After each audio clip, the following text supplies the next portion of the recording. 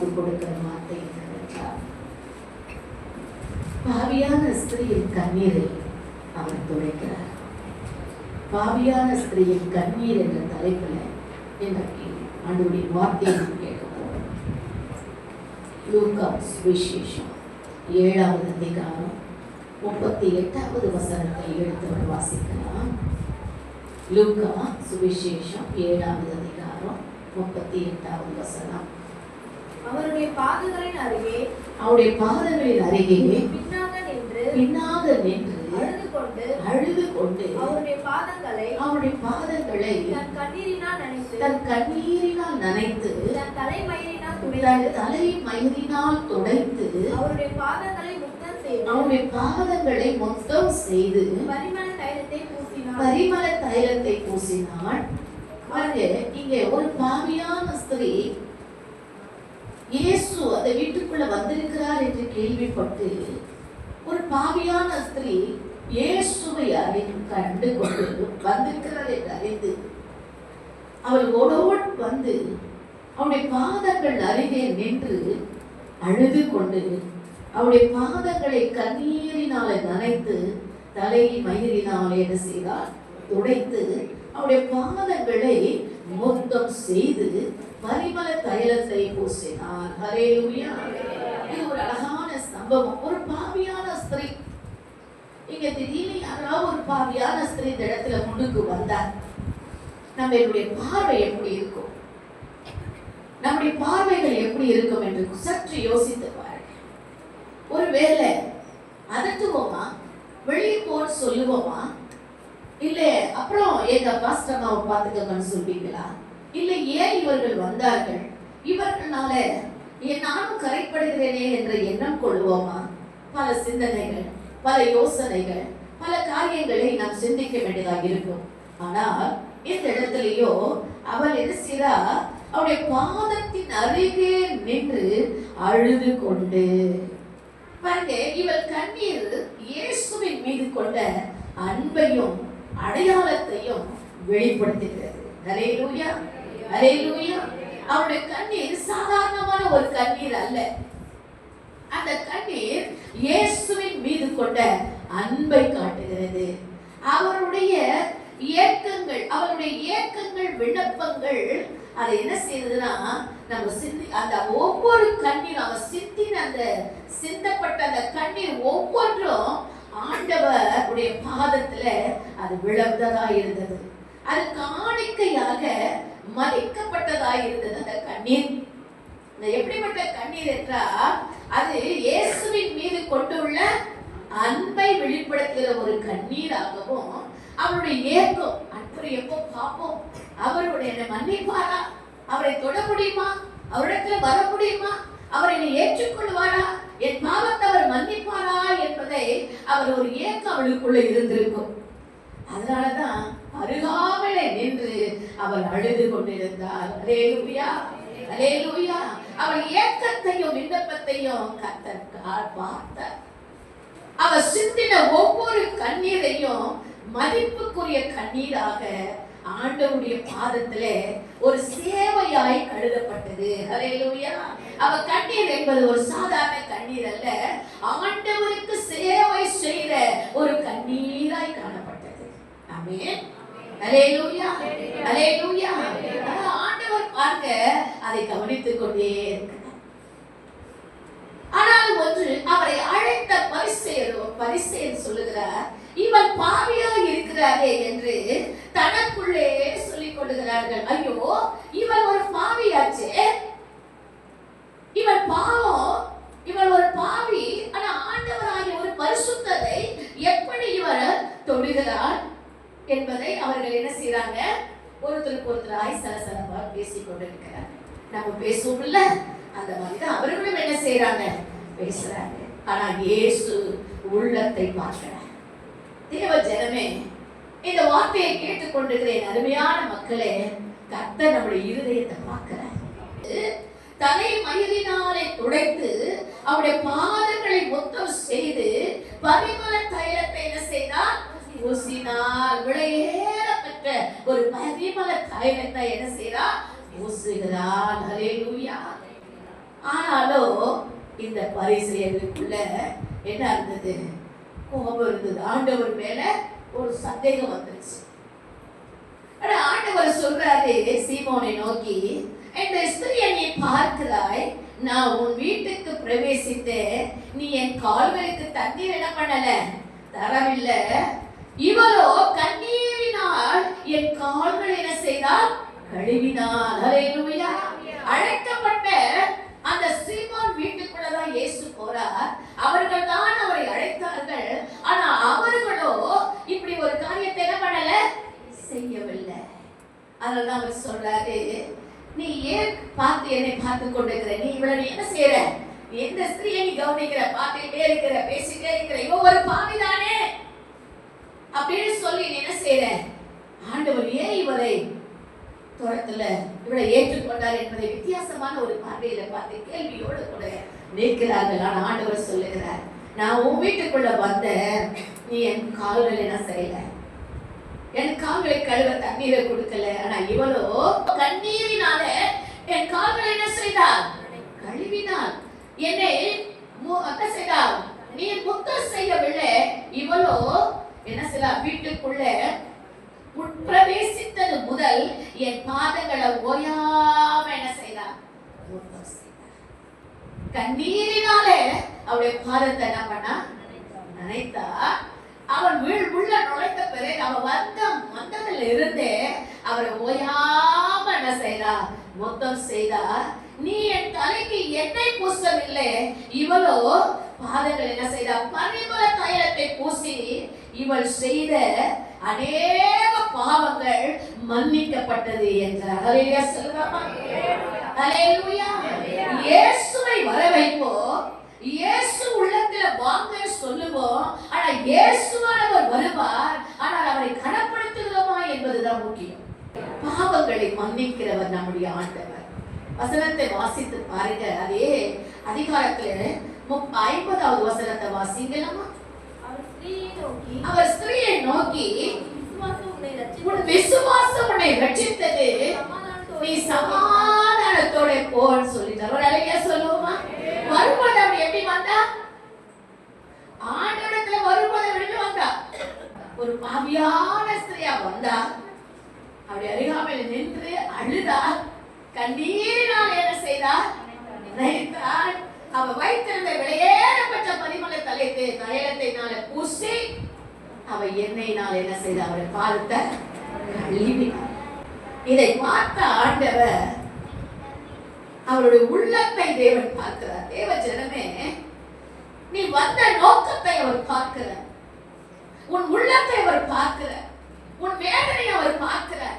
நீ புறம்பாக்க மனிதர்களால் துரத்தப்படுகிறதையும் அவர் பார்க்கிறார். எல்லாவற்றையும் அவர் பார்க்கிறார். ஆனால் ஒன்று, அவருடைய பாதத்துல வந்து நீ அழுதுகிறதை, உன் கண்ணீரை அவர் கணக்கில் வைத்திருக்கிறார். ஹல்லேலூயா. அதனால சங்கீதக்காரன் சொல்லுகிறார் 126 சங்கீதம் 5வது வசனத்திலே, கண்ணீரோடு விதைக்கிறவர் கம்பீரமாய் அறுப்பார். ஹல்லேலூயா. இந்த ஸ்திரியோ, இந்த பாவியான ஸ்திரியோ கண்ணீரோடு என்ன செய்தால், தன் விண்ணப்பத்தை விதைத்தார். சொன்னார், ஆண்டவர் சொன்னாரு. உடனே அவளுக்கு 50வது வசனத்துல என்ன சொல்லப்பட்டிருக்கிறது, உன் விசுவாசம் உன்னை ரட்சித்தது. ஹல்லேலூயா. விசுவாசிக்கிறீங்களா? எப்படிப்பட்டவனா நீங்க இருந்தாலும் இது உள்ள வரும் பொழுது உங்களுடைய பாவங்கள் மன்னிக்கப்படுகிறது என்ற உணர்வோடு நீங்க வரணும். அந்த பாவம் மன்னிக்கப்படுகிறது என்ற உணர்வோடு நீங்க வர வேண்டும். ஏனென்றால் இங்க வந்து நீங்க அழுது ஜெபிக்கும் பொழுது அந்த ஜெபம் கேட்கப்படுகிறது சொல்லி நீ சமாதானத்தோடு போய் என்று சொன்ன அதே ஆண்டவர் இன்னைக்கு நீ கண்ணீரோடு விதைத்தது உண்மையானால், நீ ஆண்டவருடைய சமூகத்திலே தன்னை அறிக்கை செய்து, பாவத்தை விட்டு விட்டு அறிக்கை செய்து அவருடைய சமூகத்திலே நீ மன்னிப்பை கேட்பது உண்மையானால், நீ சமாதானத்தோட போ. கர்த்தருடைய ஆசீர்வாதம். ஹல்லேலூயா, ஹல்லேலூயா. அப்போஸ்தலர் புத்தகத்திலே அப்போஸ்தலர் நடபடிகள் 20வது அதிகாரம் 19வது வசனம் சொல்லுகிறது, பவுல் கண்ணீரோடு ஆண்டவருக்கு ஊழியம் செய்தார். எப்படி ஊழியம் செய்தாரா? கண்ணீரோடு ஊழியம் செய்தார். பவுல் அநேக தடைகளில் தான் அவனுக்கு இருந்தது. அநேக தடைகள் இருந்தது. அநேக தடைகள் மத்தியிலையும் அவர் கண்ணீரோடு ஆண்டவருக்கு ஊழியம் செய்ததாக குறிப்பிடுகிறது. ஏனென்றால் கண்ணீரோடு விதைக்கும் பொழுது நாம் கம்பீரமான செய்வோம். அந்த கண்ணீர் அவருடைய பாதத்துல விளையேற பெற்றதா இருக்கிறது. மற்றவங்க பாதத்துல எப்படி வேணாலும் இருக்கட்டும், என்ன வேணாலும் நம்மளை சொல்லட்டும், ஆனா நீ கண்ணீரோடு ஒரு சொட்டு ஆண்டவருடைய சமூகத்தில் வந்து அந்த கண்ணீரோடு நீ ஜெபிப்பாயானால் அந்த கண்ணீருக்கு மதிப்பை தேவன் கொடுக்கிறார். மதிக்கிறார். அல்லேலூயா. மதிக்கிறார். அதெல்லாம் அவருடைய துருத்தில வைத்திருக்கிறார். அது கனத்துக்குரியதா என்று எண்ணுகிறார். அந்த கண்ணீரை அவர் துடைக்கிற தேவனாய் இருக்கிறார். அதுதான் அப்போஸ்தலனாகிய பவுல் அதுதான் சொல்லுகிறாரு. என்னுடைய ஊழியத்தின் பாதையிலே அநேக தடைகள் வந்தது, ஆனாலும் நான் கண்ணீரோடு ஆண்டவருக்கு ஊழியத்தை செய்தேன். ஊழியக்காரர்களாகிய கர்த்தருக்காக எதையாவது ஒன்று செய்யும் பொழுது உங்கள் வாழ்க்கையில கண்ணீரின் பாதைகள் நிச்சயம் வரும். ஆனா கண்ணீரை கண்டு துவண்டு போயிடாதீங்க, உற்சாகமா செய்யுங்க. அப்போஸ்தலனாகிய பவுல் பல தடைகள் மத்தியிலே அவர் கண்ணீரோடு ஊழியத்தை செய்தது மாத்திரமல்ல, வரப்போகுமா ஆபத்தை குறித்து எச்சரிக்கையா இருங்கன்னு சொல்லி ஒரு எச்சரிப்பின் சத்தத்தையும் அந்த இடத்துல கொடுக்கிறார். 31வது வசனத்தை வாசிங்க. அப்போஸ்தலர் 20:31. ஆனபடியால் நான் 3 வருஷ காலமாய் இரவும் பகலும் கண்ணீரோடு இடைவிடாமல் அவனவனுக்கு நான் என்ன செஞ்சேன்? புத்தி சொன்னேன். என்னப்பா வரப்போற காலம் கொடிதா இருக்கிறது. மோசமான காலகட்டத்துக்குள்ள நாம போக போறோம். அது உண்மை. அதை நாம் தப்பித்துக் கொள்ள வேண்டும் என்றால் நாம் எச்சரிக்கையா இருக்க வேண்டும். ஊழியர்கள் கொடுக்கிற ஆலோசனைகளை கேட்க வேண்டும், கீழ்ப்படிய வேண்டும், ஏற்றுக்கொள்ள வேண்டும். இப்படி நாம் செய்யும் பொழுதுதான் ஆண்டவர் சொல்றார். ஏனென்றால் ஓநாய்களை போன்ற கள்ள போதகர்கள் என்ன செய்வாங்களா? வருவார்கள் என்று வேதம் சொல்லுகிறது. ஓநாயை போன்ற போதனைகளை, தவறான போதனைகளை போதிக்கிற கள்ள போதகர்கள் வருவார்கள் என்று கூறி அவரிடத்துல நீங்க என்ன பண்ணக்கூடாது? விழுந்து போயிடக்கூடாது என்பதை அறிந்துதான் ஆண்டவர் சொல்றாரு. பாதுகாக்க முடியாம பரிசுத்த ஆவியானவருக்குள்ள கரிசனை உள்ளவர்களாய் நீங்க இருக்க வேண்டும் என்பதற்காகத்தான் அவர் சொல்லுகிறார். 3 வருஷ காலங்களால் உங்களோடு உழைத்ததை நினைத்து பார்த்து எச்சரிக்கையாயிருங்க. 2 கொரிந்தியர் 2வது அதிகாரம் 4வது வசனத்தை வாசித்து பாருங்க. அன்றியும் நீங்க துக்கப்படும்படிக்கு எழுதாம உங்க மேல் நான் வைத்த அன்பின் மிகுதியால் நீங்க அறியபடிக்கு மிகுந்த வியாகுலம் அதிக கண்ணீரோடு என்ன செய்யறாரு? உங்களுக்கு எழுதுகிறேன். அப்போஸ்தலன் பவுல் சொல்றார். எப்படி எழுதுறாரா? அதிக கண்ணீரோடு நான் எழுதுறேன்.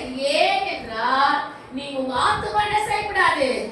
எட்டு போகக்கூடாது. ஒரு ஊழியக்காரன முக்கிய தகுதி என்ன சொல்லியிருக்கிறேன்? ஒரு மக்கள் ஆத்துமா ஆதாயம் செய்யறதுக்கு சொல்ல, வருகிற ஆத்துமாக்கள் என்ன செய்ய? பாவத்துக்குள்ள என்ன பண்ணக்கூடாது?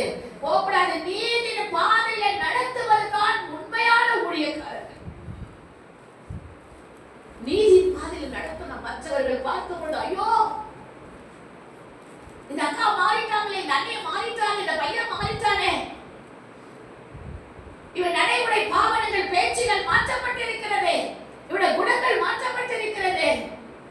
வெறும் ஆசீர்வாதத்தை மாத்திரம் ஜனங்கள் பார்ப்பது அல்ல, நம்முடைய உள்ளான காரியங்களையும் அவர் கவனித்துக் கொண்டிருக்கிறார். மாற்றங்கள் வர வேண்டும் என்பதற்காகத்தான் ஊழியர்கள் எச்சரிப்பின் சத்தத்தை உங்களுக்கு ஒவ்வொரு ஞாயிற்றுக்கிழமையும் கொடுத்துக் கொண்டே இருக்கிறார்கள். அதுதான் அவர் சொல்றாரு. அப்போஸ்தலனாகிய பவுல் சொல்றாரு, என் ஊழியத்தின் முக்கிய காரியம் என்னன்றா, நீதியின் பாதையில மக்கள் என்ன செய்யணும்? நடத்தணும். பாவத்துக்கு தவறான வழிக்கு என்ன பண்ண, தவறான வழிகளை விட்டு அவர்கள் விலகி அவர்கள் என்ன பண்ண, அவளுக்காக கண்ணீரோடு நான் அன்போடு சொல்றேன், அதிகாரத்தோடு சொல்றேன், அன்போடு சொல்றேன், கண்ணீரோடு சொல்றேன். ஏன் நாம் தேவனுக்கு பிரியமானவராய் இருக்க வேண்டும். தேவன் நம்முடைய பாவங்களை மன்னிக்கிறவராய் இருக்கிறார். வெளிப்படுத்துகிற விசேஷம் சொல்லப்படுகிறது. 7வது அதிகாரம் 17வது வசனம் சொல்லுகிறது, கண்ணீர் யாவையும் கர்த்தர் துடைக்கிறாராம். நம்ம கண்ணீர் யாவையும் துடைக்கிறார். எந்த நேரத்துல எப்படிப்பட்ட சூழ்நிலை பாருங்க, நம்மை துன்பப்படுத்துகிற அனைத்து எண்ணங்களும் தேவன் மத்தியில மறக்கப்படுகிறது. அவர் வாக்குத்தத்தம் கொடுக்கிறார். வேதனை துக்கம் எல்லாம் மன்னிக்கிற ஒரு நாட்கள் வரப்போது, கவலைப்படாதீங்கன்னு சொல்லி நம்மளுக்கு ஆதலான வாக்கியை கொடுக்கிறார். வாசித்து பாருங்க. 7 வெளிப்படுத்துகிற விசேஷம் 7வது அதிகாரம் 17வது வசனம்.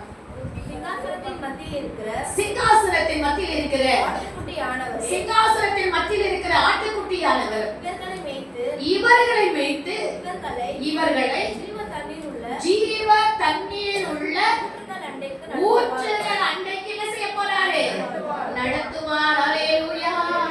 இப்பொழுது இருக்கிற கஷ்டங்கள், வேதனைகள், துக்கங்கள், பாடுகள், குழப்பங்கள் எல்லாம் மறைக்கப்பட போகுது. ஜீவ தண்ணீர் ஊற்றுக்குள்ள நம்மளை என்ன செய்யறாங்க? கர்த்தர் நடத்தும். பரலோகத்துல இந்த மாதிரி கண்ணீர் எதுவுமே இல்லம்மா. 16 வசனம் வாசிங்களே, அப்படியே 16 படிச்சிருங்களேன். இவர்கள் இனி பசி அறிவதும் இல்லை, இனி தாகம் அடைவதும் இல்லை, வெயிலாவதோ உஷ்ணமாவதோ இவர்கள் மேல் படுவது இல்லை. ஹல்லேலூயா. இதுக்குதான் ஊழியக்காரர்கள் எச்சரிக்கிறாங்க. சில ஓராய்கள், சில கள்ள போதனைகள், சில கள்ள வார்த்தைகளை புரட்டுகிற ஒரு சூழ்நிலைக்குள்ள வந்துட்டோம். நம்ம கள்ள உபதேசங்களுக்குள்ள நம்ம வந்திருக்கிறோம். ஆனா தேவன் சொல்லுகிறார், அப்போஸ்தலன் பவுல் சொல்றார், ஊழிய கால முக்கியமான ஆலோசனை, நீங்க தவறி விழுந்து போயிடக்கூடாது. ஆண்டவருடைய வார்த்தை மூலமாகத்தான் நம்முடைய கவலைகள், நம்முடைய கஷ்டம், நம்முடைய துக்கங்கள் எல்லாம் மறைந்து போகிறது. ஏன்னா கண்ணீர் யாவை என்ன செய்யறாரா? துடைக்கிறார். இனிமே உனக்கு கண்ணீர் கவலை இல்ல, உஷ்ணமாயில வெயிலாயில நீ பார்ப்பதே இல்ல என்று வேதம் சொல்லுகிறது. சங்கீதம் 39:12 வாசிக்க. கர்த்தாவே, கர்த்தாவே ஜெபத்தை கேட்டு என் ஜெபத்தை கேட்டு கூப்பிடுதலுக்கு செவி கொடு. கர்த்தாவே என் ஜெபத்தை கேட்டு என் கூப்பிடுதலுக்கு செவி கொடு. என் கண்ணீருக்கு மௌனமாய் இரு. என் கண்ணீருக்கு என்ன செய்யாதீங்க? மௌனமாய் இருக்காதீங்கப்பா. அரைடாங்க நீங்க சொல்வீங்கல்ல, ஆண்டவரே கர்த்தாவே என் ஜெபத்தை கேளுங்கப்பா, என் ஜெபத்தை கேளுங்கப்பா, என் கூப்பிடுதலுக்கு செவி கொடுங்கப்பா, என் கண்ணீருக்கு மௌனமா இருக்காதீங்க. என் பிதாக்கள் எல்லாரையும் போல நானும் உமக்கு முன்பாக அந்நியனும் பரதேசியுமா இருக்கிறேன். உங்க பார்வையில நான் அப்படிதான் இருக்கிறேன். என் ஜெபத்துக்கு பதில் கொடுங்கப்பா, மறைக்காதீங்கப்பான்னு சொல்றேன். கர்த்தர் ஜெபத்தை கேட்கிற தேவனாய் இருக்கிறார். நம்ம ஜெபத்துக்கு பதில் கொடுக்கிற தேவனாய் இருக்கிறார். நம்ம கண்ணீருக்கு அவர் மௌனமா இருப்பதே இல்ல. ஆண்டவர் பார்வையில உன் கண்ணீர் மதிக்கக்கூடியதா இருக்கிறது. அவருடைய பார்வையில கனத்துக்குரியதா இருக்கிறது. பதில் கொடுக்கிற தேவனாய் இருக்கிறார். அதனால சொல்றாரு, அப்பா என் ஜெபத்தை கேட்டு என் கூப்பிடுதலுக்கு செவி கொடு. என் கண்ணீருக்கு நீங்க என்ன செய்யாதீங்க? மௌனமா இராதீங்க. என் பிதாக்கள் எல்லோரையும் போல நானும் உமக்கு முன்பாக அந்நியனும் பரதேசியுமா இருக்கிறேன். என் கண்ணீருக்கு பதில் என்ன செய்ய? மௌனமா இருக்காதீங்கன்னு சொல்லி கேட்கிறார். கர்த்தர் ஜெபத்தை கேட்கிறார். கர்த்தர் ஜெபத்தை கேட்கிறார். அதே சங்கீதம் 56:8 வாசிங்களேன். 56:8 சங்கீதத்துல, என் அலைச்சல்களை தேவரீர் எண்ணி இருக்கிறீர். என் அலைச்சல்களை தேவரீர் எண்ணி இருக்கிறீர். என் கண்ணீரை என் கண்ணீரை உடைய துருத்தியில வையும். அவைகள் உடைய கணக்கில் அல்லவோ இருக்கிறது. வந்துருச்சா நான் சொன்னது? எல்லாம் என்ன செய்யுது? நீங்க வடித்த ஒவ்வொரு கண்ணீரும் ஒருவேளை சபைக்காக, தேசத்துக்காக, உங்க குடும்பத்துக்காக, உங்களுக்காக, உங்க பிள்ளைகளுக்காக, உங்க கணவனுக்காக நீ வடித்த ஒவ்வொரு கண்ணீரும் அவர் துருத்தியில வைக்கப்பட்டிருக்கிறது. ஹல்லேலூயா. நம்முடைய கஷ்டங்கள், வேதனைகள், பாடுகள் அனைத்தையும் தேவன் பார்த்து கொண்டுதான் இருக்கிறார், அறிந்து கொண்டுதான் இருக்கிறார். ஹல்லேலூயா. எங்க வச்சிருக்கிறார் அம்மா? துருத்தியில வைத்திருக்கிறார். எல்லாத்துக்கும் பதில் என்ன செய்ய போறாரு? தருவார். ஒரு உண்மையான விசுவாசி சிந்தும் ஒவ்வொரு கண்ணீரும் தேவனை சேர்ந்து சேர்த்து வைக்கப்படுகிற ஒரு சூழ்நிலைக்குள்ள வருகிறார். அவருடைய நினைவிலே, அவருடைய சமூகத்துல அந்த கண்ணீரெல்லாம் காணப்படுது. ஒவ்வொரு விசுவாசிகளும் சபைக்காக நம்ம அழுது புலம்பி ஜெபிக்கிறோம். சபையின் தேவைகளுக்காக அழுது புலம்பி ஜெபிக்கிற ஒவ்வொரு ஜெபங்களும் கேட்கப்பட்டிருக்கிறது. ஆமென். அந்த கண்ணீரெல்லாம் அவர் பார்க்கிறார். அந்த கண்ணீருக்கெல்லாம் அவர் பதில் கொடுக்கிறார். அதனால ஆண்டவர் சொல்றார், கண்ணீரை ஒரு நாள் என்ன செய்யறதில்லை, என்னுடைய கண்ணீரெல்லாம் அவருடைய துருத்திலே வைங்கப்பா. அவருடைய கணக்கில் இருக்குது, அவருடைய சமூகத்தில் இருக்குது. அந்த கண்ணீரை துடைக்கிற நம்முடைய ஆண்டவர் நாம் நடுவில் வழக்காடும் வார்கள் என்று கர்த்தர் சொல்லுகிறார். உங்கள் பாவங்கள் சிவேர் என்று இருந்தாலும் உறைந்த மழையை போல வெண்மையாகும். அவைகள் ரத்தாம்பர சிவப்பா இருந்தாலும் பஞ்சை போல என்ன செய்யணுமா மாறிடுமாமா. நீங்க மனம் பொருந்தி செவி கொடுத்தா தேசத்தின் நன்மைகளை என்ன செய்வீங்க, ருசிப்பீர்கள். ஹல்லேலூயா. செவி கொடுக்கணும். எப்படிப்பட்ட பாவங்களா இருந்தாலும் அது உறைந்த மழையில எப்படி வெண்மையாகுதோ அது போல பாவங்கள் ரத்தாம்பரத்தினுடைய சிவப்பா இருந்தாலும் ஆண்டவர் அந்த உறைந்த மழையில் உள்ள வெண்மையாக கர்த்தர் மாற்றி மன்னித்து நம்மளை அவ்வளோ தூரம் அது பஞ்சை போல் ஆக்குறது மாத்திரமல்ல, நீ மனம் பொருந்தி செவி கொடுத்தால் தேசத்தில் உள்ள நன்மைகளை நீ என்ன செய்வ, இந்த தேசத்தின் அனைத்து ஆசீர்வாதங்களையும் கர்த்தர் உங்களுக்கு கொடுப்பார். ஹல்லேலூயா, ஹல்லேலூயா. எல்லாவற்றையும் செய்வதற்கு வல்லமை உள்ள தேவனாய் இருக்கிறார். ஆமென். கர்த்தரால் ஆகாத காரியம் ஒன்றுமே இல்லை. அதான் சொல்றாரு, நம்முடைய கண்ணீரை காண்கிற தேவன், கண்ணீரை துடைக்கிற தேவன், கண்ணீரை துடித்தில வைத்திருக்கிற தேவன், கண்ணீரை மதிக்கக்கூடிய கனத்துக்குரியதாக வைத்து நம்முடைய தேவைகள் அனைத்தையும் அவர் சந்தித்து நம்முடைய பாவங்கள் அனைத்தையும் அவர் மன்னித்து ஒரு பரிசுத்த ஆவியானவருக்குள்ள நம்மை நடத்திய அப்போஸ்தலனாகிய பவுல் ஜனங்களுக்குள்ள 3 வருஷ காலமாக அந்த பாவத்தை என்ன செய்தார், அவங்களுக்குள்ள நல்ல ஆலோசனைகளை கொடுத்தார். ஏன்னா வரப்போற ஓனாயை போல கள்ள போதகர்கள் கள்ள தீர்க்கதரிசிகள் எழுப்புவார்கள். நீ என்ன பண்ணக்கூடாது, அதுக்கெல்லாம் செவி சாய்க்க கூடாது. நீ எச்சரிக்கையா இருக்கணும், பாதுகாப்பா இருக்கணும். பரிசுத்த ஆவியுடையக்குள்ளாக நீ நிரப்பப்படணும். அந்த பரிசுத்த ஆவியுடைய நடத்துதல் உனக்குள்ள இருக்கணும் என்பதுதான் சொல்றாரு. நான் 3 வருஷமா அவங்க மத்தியில செஞ்ச ஊழியத்தை நினைச்சு பாருங்க. நான் கோபமா சொல்லல, அன்பா சொல்றேன்னு சொல்றாரு. ஆனால் ஆண்டவராகிய இயேசு நமக்கு சொல்றாரு, அவர் என்ன ஆறுதல் படுத்துறாருன்னா, இனிமே உங்களுக்கு கண்ணீர் இல்லம்மா, உன் கண்ணீர் யாவோ துடைக்கப்பட்டுடுச்சு. உஷ்ணமோ வெயிலோ உன்னை என்ன பண்ணாது, சேதப்படுத்தாது. உன் கண்ணீர் எல்லாத்தையும் நான் என்ன பண்ணிட்டேன், துடைச்சிட்டேன் அப்படின்னு ஆண்டவர் சொல்றாரு. இனி உனக்கு கண்ணீர் இல்லை. இசைக்கிய ராஜாவை போல உன் விண்ணப்பத்தை கேட்ட உன் கண்ணீரை கண்டே 15 வருஷம் உனக்கு கூட்டி கொடுப்பேன்னு சொன்னது போல உனக்கு வாழ்க்கையில் இருந்த ஆயுசு நாட்களிலும் கர்த்தர் பெரிதாக செய்வார். உன் கண்ணீரெல்லாம் துடித்தில வைத்திருக்கிறார். கணக்கில் இருக்கிறது, பயப்படாதீங்க. கர்த்தர் அற்புதமான காரியங்கள் உங்க வாழ்க்கையை பண்ணுவார், செய்வார். கர்த்தர் இந்த வசனத்தை நமக்கு கொடுத்திருக்கிறார். அவருக்கு நன்றி செலுத்தி ஜெபித்து அவருடைய ஆசீர்வாதத்தை நம்ம பெற்றுக்கொள்வோமா? மகா இறக்கும் பெருமை கரைந்தேங்களாகிய இந்த நல்ல வேலைக்காக நான் நன்றி சொல்கிறேன். என்னோடு எங்களோடு இடைப்பட்டதுக்காக மக்கள் நீ பேசினதுக்காக நாங்கள் நன்றி செய்தோம். ஒரு மெல்லிய சத்தத்தை நாங்கள் கேட்டோம்ப்பா. மற்றவருடைய பிள்ளைகளுடைய கண்ணீரை பார்த்தேன். அந்த பாவியான ஸ்திரீ கண்ணீரை கண்டு எங்கள் ஆண்டவர் கண்ணீரோடு ஊழியத்தை செய்து அவருடைய ஜனங்களுக்காக தங்களை அன்போடு எச்சரிப்போடு ஆண்டவரை ஆவிக்குரிய வழிநடத்துதலை ஆண்டவரை மூன்ற செய்த பவுலையும் நீ பார்த்தேன் சுவாமி. அவருடைய கண்ணீரெல்லாம் நீ துருத்தி வைத்தேன். கண்ணீரெல்லாம் துடைச்சி ஒரு பிள்ளைகளை தைரியத்தோடு அனுப்பும், சமாதானத்தோடு அனுப்பும், ஒரு சந்தோஷத்தை காணட்டும், ஒரு நிறைவை காணட்டும், தேவைகள் சந்திக்கப்படட்டும், மனதார வாழ்த்தி ஆசீர்வதிக்க இந்த வாசனத்தை கேட்டுக் கொடுக்கிற ஒவ்வொரு பிள்ளைகளும் ஒரு நாமம் மகிமைப்படட்டும். அவர்களை ஆசீர்வதியும் இயேசுவின் நாமத்தினால் பிதாவே.